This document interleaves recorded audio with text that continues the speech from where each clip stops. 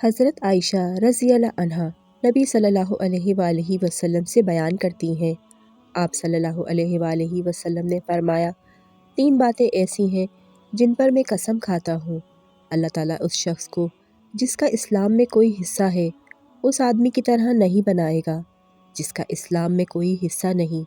और इस्लाम के 3 हिस्से हैं, रोज़ा, नमाज और सदका। अल्लाह ताला ऐसा नहीं कि एक बंदे को दुनिया में दोस्त बनाए और क़यामत के दिन उसको किसी और के हवाले कर दे। और जो शख्स जिस कौम से मोहब्बत करेगा क़यामत के दिन उन्हीं के साथ आएगा। और चौथी बात, अगर मैं उस पर कसम उठा लूँ तो मुझे इस बात का डर नहीं कि मैं गुनहगार हो जाऊँगा।